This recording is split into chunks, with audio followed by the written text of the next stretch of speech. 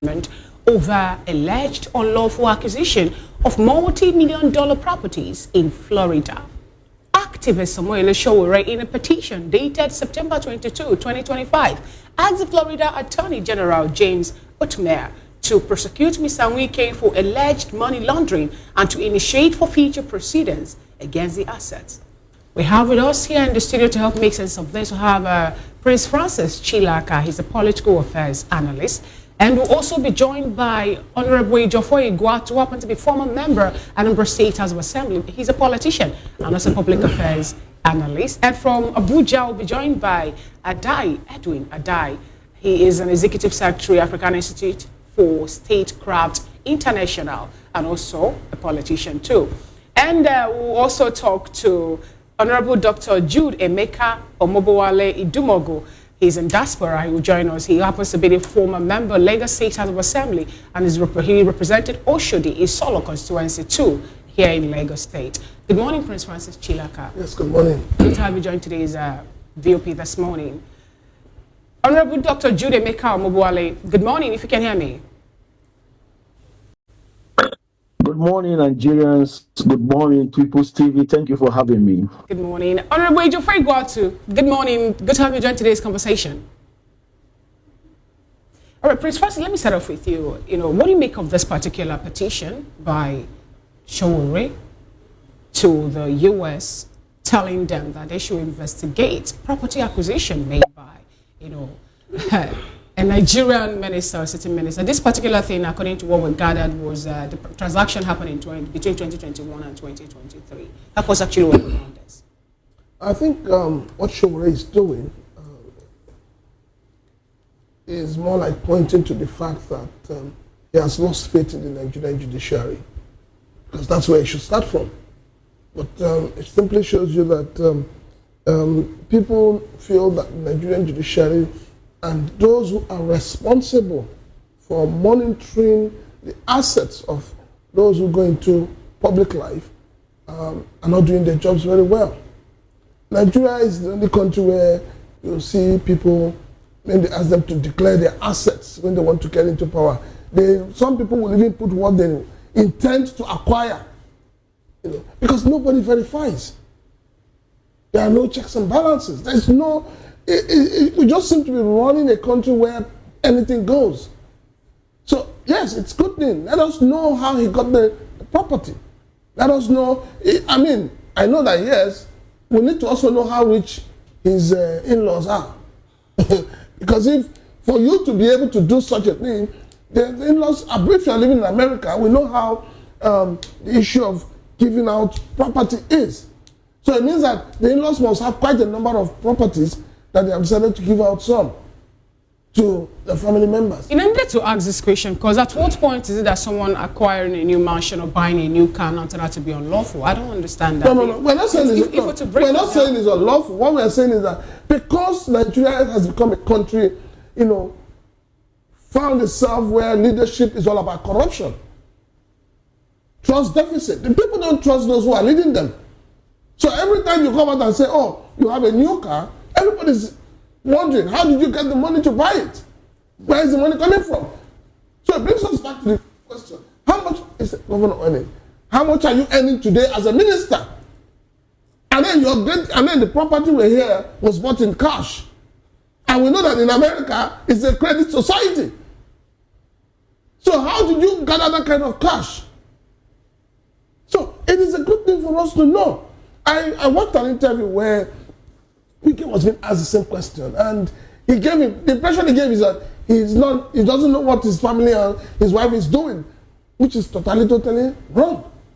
When you say he's wrong, before now in Rivers State, I could remember that there was a time a particular man was picked, for questioning over the internal wrangling happening in the state before the declaration of the state of emergency. He gave a different testimony, and the wife was like, "No, this is not my husband." So when you say, which it's wrong for Wike to say, "I don't know what my wife is doing." Wait, Fina. All right. We know how a husband and a wife relates, and we know how a political wife and a political husband relates. In Nigeria, once you become a politician, and your wife automatically becomes another politician. That's why they say the wife of a sergeant in the army is a field marshal. She's in control. And coming back home, where we have an African tradition, where the man is the head of the home. So the man automatically is in charge of his family. He should know what happens. All right. Okay. Let's get Edwin Adai into the conversation. Good morning to you once again. Now, what are your thoughts on this? Is this witch hunting, like some have said on social media? Some have said, oh, it's because they don't like Wike. He's working in Abuja, and Deji Adeyanju and Sowore are only trying to make news out of this. Well, some Nigerians have also said, why buy property in cash? What are your thoughts, really? Well, good morning, Nigerians. Actually, I'm beaming live from Jos Plateau State, not Abuja this time around. Oh, thank you very much for making that correction. First of all, I would like to say that this is a welcome development. But I'd like to start by saying that he who comes to equity must come with clean hands. You cannot be parading yourself as a champion of democracy. You are parading yourself as a man of integrity. You are parading yourself as one of the transformational leaders we have in Nigeria today. You talk about how you are a man of integrity, you are a man of honor. You talk down on other politicians. You always use words like, it's very unfortunate we are having this crop of leaders in Nigeria manning critical position.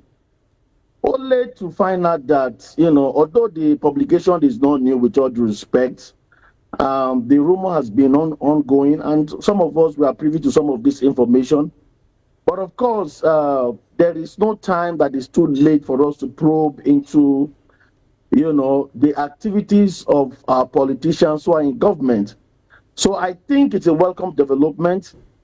We must begin to question our leaders to really understand and to exactly know how were they able to generate this kind of money. $5 million is not a small money anywhere. Even in America, it's not a small money. Convert that money to Nigerian naira is a whole lot of billions of naira. And therefore, if you are a public office holder and you are transacting, in fact, the process of the transaction alone is questionable. And therefore, I think that it's a welcome development. We look forward to see this kind of engagement where critical political office holders are taken to court to give a all right, taken to court. What they have been able to acquire, now, how they have been able to acquire it, and all of that. And interesting, you said taken to court. Does it feel out of place that court issue from America and not from Nigeria? Does that make you feel some kind of way? Does that point to the fact that he has lost trust in the Nigerian judiciary? Well, you see, whether you like it or not, let's face the reality. Fortunately and sadly, whether you like it or not, I'm a politician. We live in Nigeria. We understand what is going on in the court right now. Yes, we cannot blame the court holistically, but if we must say it the way it is, I can tell you that a very sizable number of Nigerians, we have lost confidence in the court or in the entire judiciary in Nigeria, which is unfortunate. We saw what happens to Samuel Ekpa in Finland, and we are seeing what is happening to Nnamdi Kanu. We have seen a lot of political cases and the way they treated it.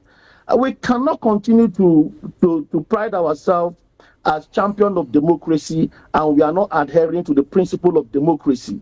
And one of the principles of democracy is upholding the rule of law.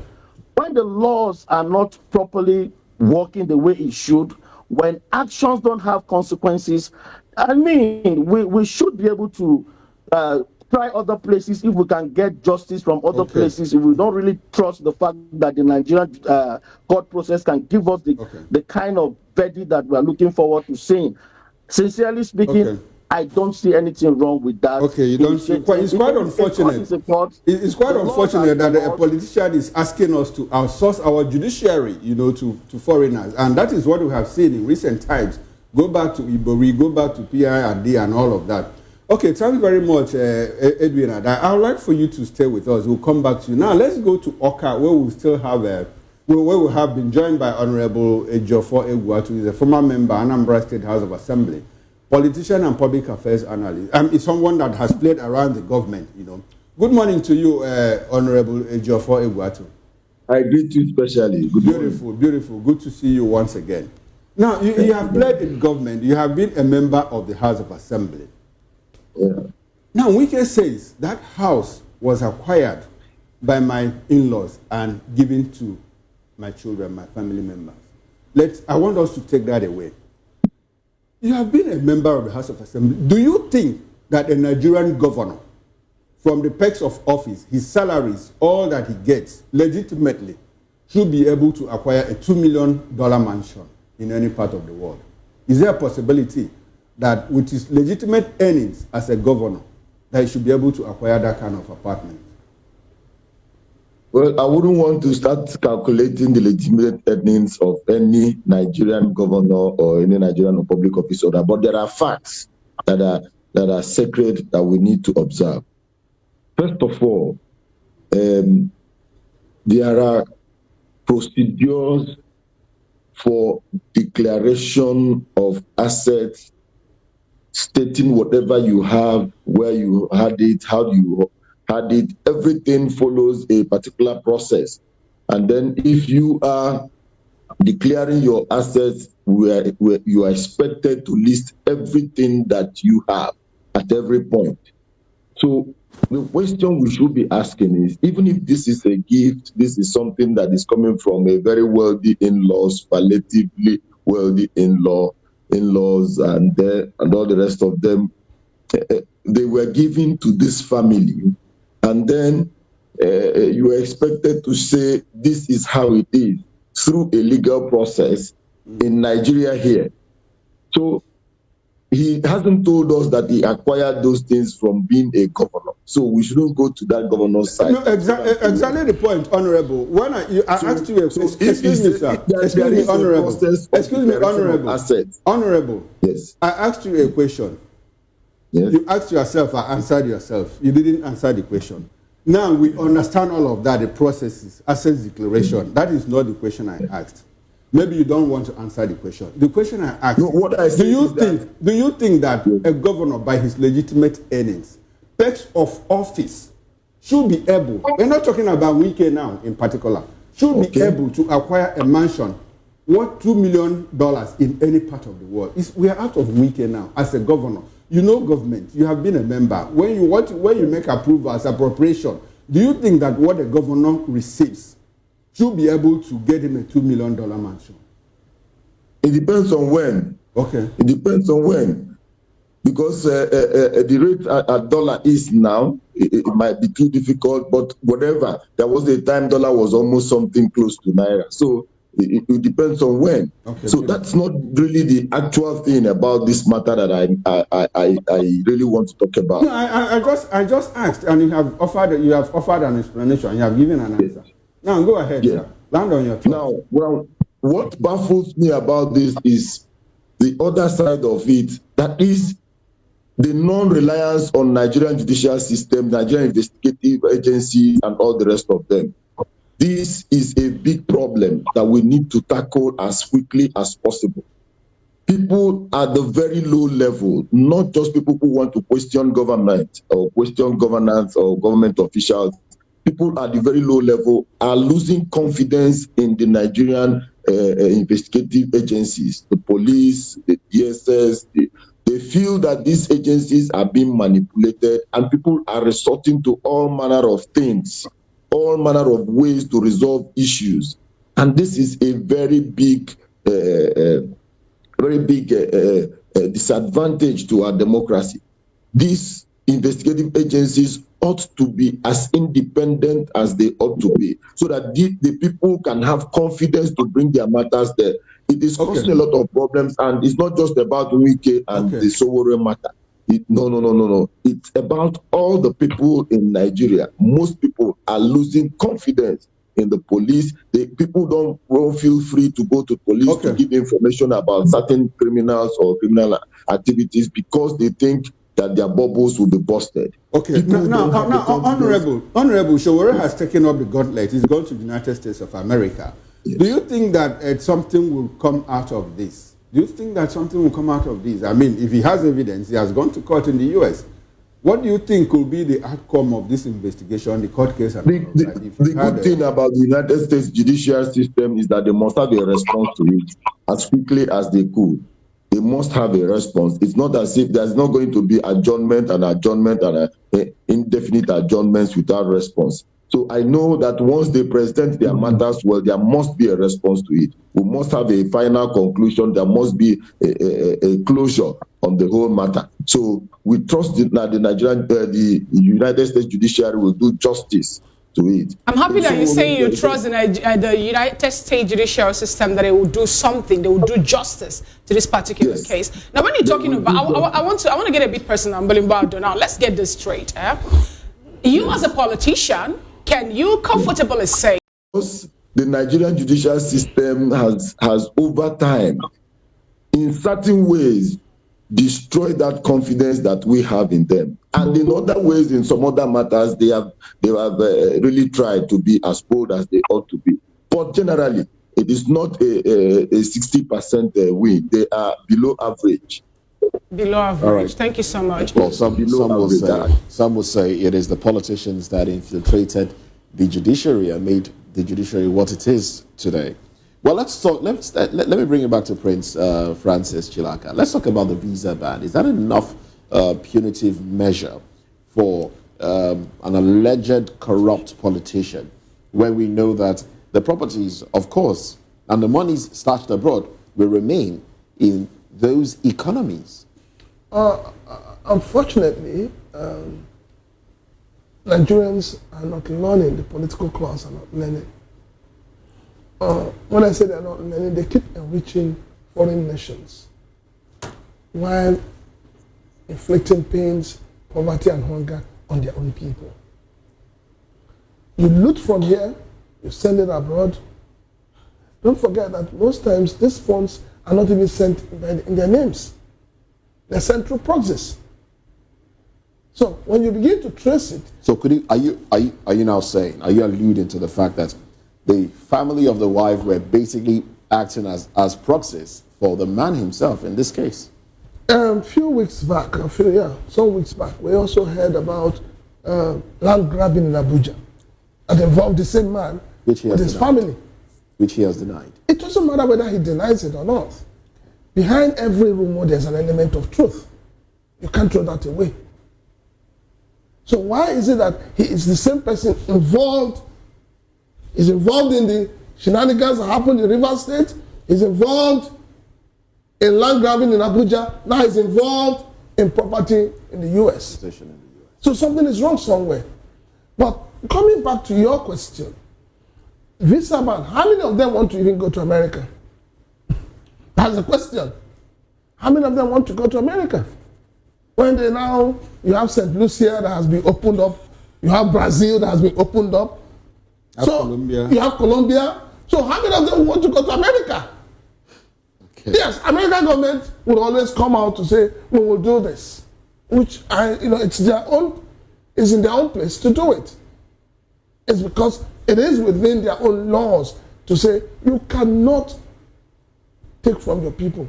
But the question is, do they also help to investigate and find out where these funds are kept?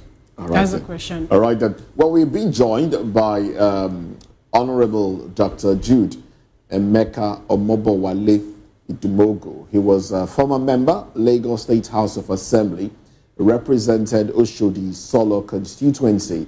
And Honorable, I can still call you Honorable, even though you've left us with our problems here in Nigeria. You've gone abroad. Well, thanks for joining the conversation this morning, Honorable Idumogo. Now, you have been in the abroad. You've been in the system there. What is the process? Quickly, if you can, take us through the process of property acquisition, especially when it's done in cash. Shouldn't there be, certain agencies that will, raise eyebrow when such is done? And when those eyebrows are raised and people are fingered, what is done to ensure that those funds are not corrupt funds? And if they are not allowed to remain in those economies? I joined you late, so please, you can pardon me. Let me follow up what is going on before I can comment. I'm sorry. Oh, well, the conversation is winding down already, as it is. But we're talking about Minister of the FCT.